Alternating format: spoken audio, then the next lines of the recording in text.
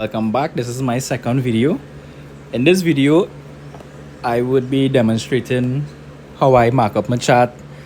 This is what I do on every weekend. Typically, it's be as I start from Friday, so I can have my full weekend. But usually, it's be on a Saturday. Recently, I've been start doing it on Friday when the market close. I wait until the market close, so I look to see where I expect price to trade for the next coming week. So we can see so what I do, I open up the dollar index and I start from a weekly chart. All right. Anybody who again new to the channel, developing trader, when you're trading under ICT concepts, you'd quickly understand that the dollar index have a major role to play, a primary role to play in the trading for any dollar pair. But the pair I typically trade is euro dollar and British pound. The strength of the dollar index, the strength or the weakness of the dollar index would help aid in where the foreign currencies would trade. Again, pound and euro dollar. That is what we focus on. So I start from a weekly chart all the way down to a 1 hour. So when you trade in British pound and euro dollar, you want to have an idea of where the dollar index would more likely to trade. So when you pull up your trading view chart and you go on Dixie, that's the 3-letter code to find the dollar index, the XY, you would see the candlesticks there, right? So from the weekly time frame, we could see that we have a swing high. Let me just clear my screen to make it a lot clearer to see. I'll just clear my screen.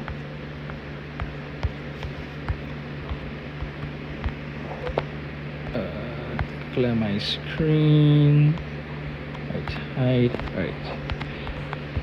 So we can see where the draw on the liquidity is. So we saw that after the dollar index trade to the equal lows at the bottom from April, when April lows, actually when May low relative equal lows get traded through, we saw the dollar index gain massive strength going to the upside, and we have two swing highs. We have a swing high at May the 29th, and the 29th of May, mind you, this is a weekly chart, weekly time frame. The 29th of May and also the 6th of March. So the drawn liquidity is to the upsides, but the most recent swing high is the 29th of May. And we saw that after trading through that, we dropped to the daily chart.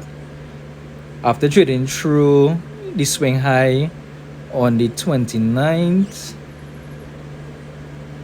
of May, we traded through actually pretty aggressively. We had a little resistance, but the other days we traded through, we see that the bias still is on the upside for the dollar index. So that means foreign currency would be going down. But the question everybody's wanting one, and what will help with your analysis is how high would it go, and nobody really know how high it will go. Really, actually, it doesn't really know how high these things will go. But all you really need to know is the draw, where the draw is. Once you understand where the draw is, that would aid with your directional bias for your first 3 days of the new week. So we clearly see the draws on the upside. These 8 on me on the daily chart have an next swing high and also have a volume imbalance on the daily chart. So we could see that the draw more than likely will be to that point. So I will put back on the markers, and then I would start clearing up and highlighting areas of interest for this trading week. put this. Buy signs. This.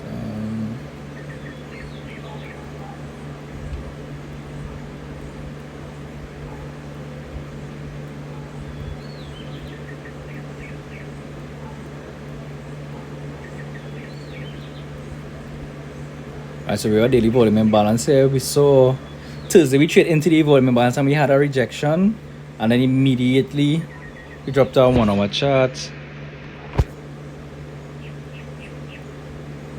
of the rejection at the volume imbalance.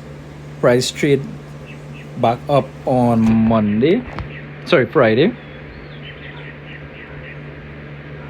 After with the rejection at the volume imbalance, we trade back up immediately and we consolidating. Well, market now open, so we traded at the premium of last week's high. So the draw is still up, so I would now drop to the British pound, and again start the analysis from the weekly chart all the way down. I would just do the analysis on the British pound, so whatever you see me doing the British pound would be the more or less the same thing I'll be doing with euro dollar. So start from on the weekly chart. If you see the annotations I have here, even though that we have a strong bias so far in this dollar index with strength going on the upside, the second week of September seasonally tends to be strong for foreign. So with that being said, our this here was last week's stuff. Yeah,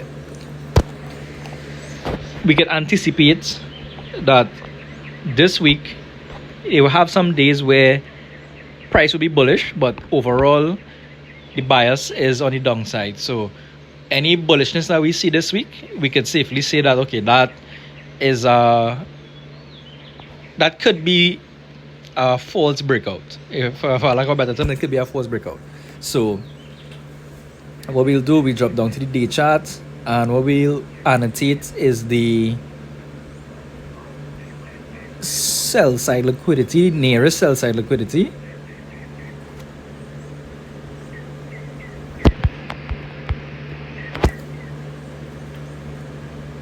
Be right here.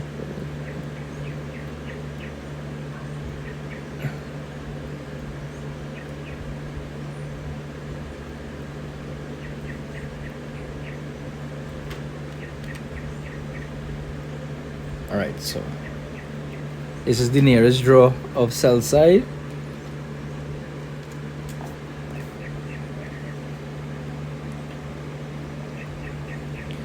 And we'll drop to our chart.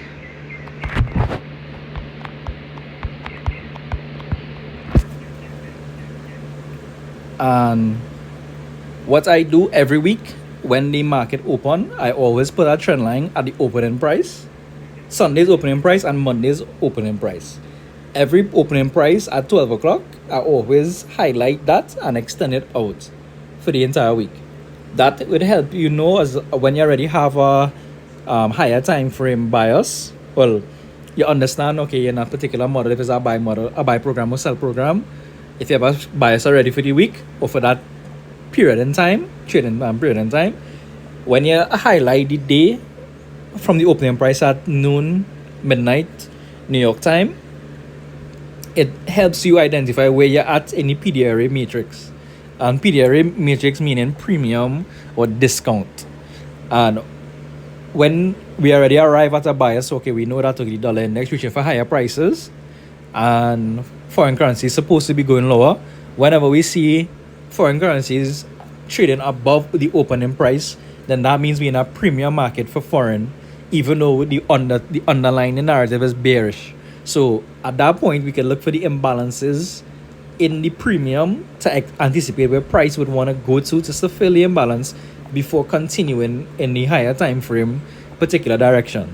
Right? So when we already come to our conclusion at the weekly chart, trade to a point of interest, After it trades today, then we can look to see if we have a shift in market structure and stuff. But that's for other videos. I will get more in depth in detail with those videos, with those terminologies and those videos. But for now, I just wanna show how I break down how I annotate my chart, how I anticipate how price will trade for the coming week.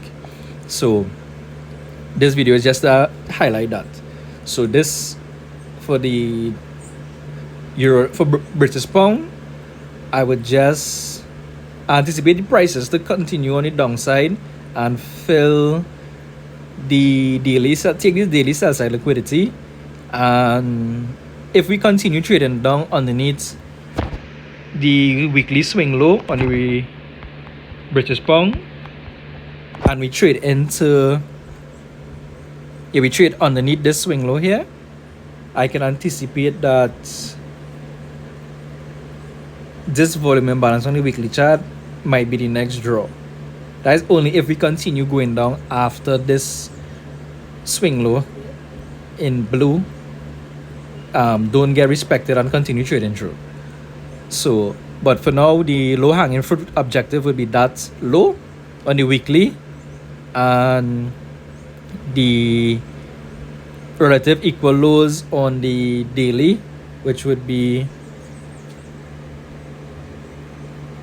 this sell side liquidity at level 2 at 42.94. Yeah, 42.94. That and the relative equal lows right here. That'll be 42.40 whole number. Yeah, that relative equal lows. That is my low hanging fruit objective. So we go back to our 1 hour charts and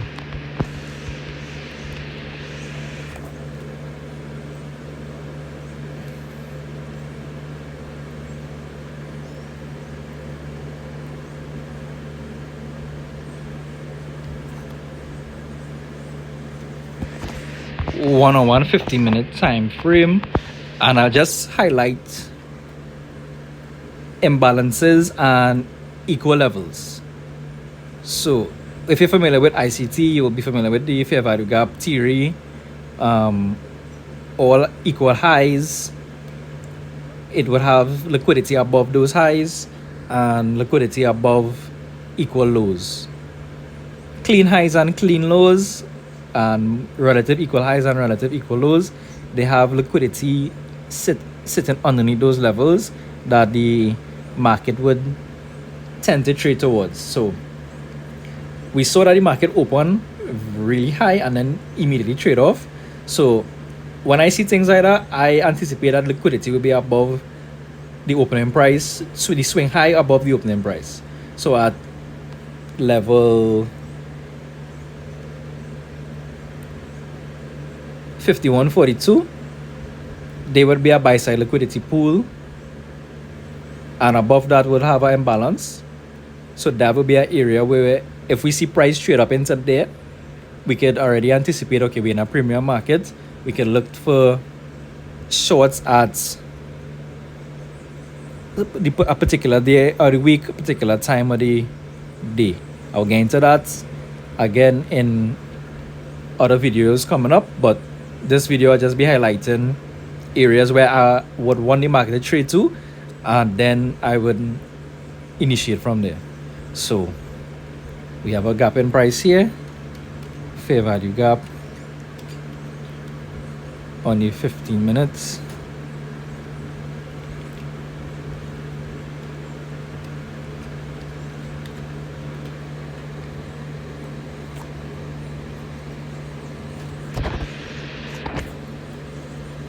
Here, and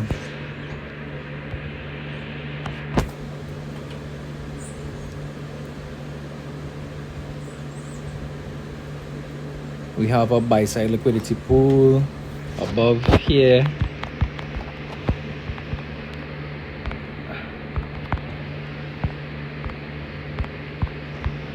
Right, we are relative equal highs.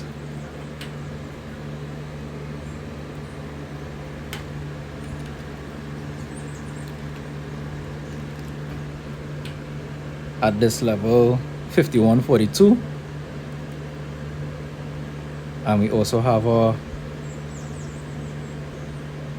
1 hour fair value gap. I like to highlight the time frame that I see these fair value gaps on, because a higher time frame from the 4 hour, the lowest time frame that the algorithm like to go to is the 4 hour.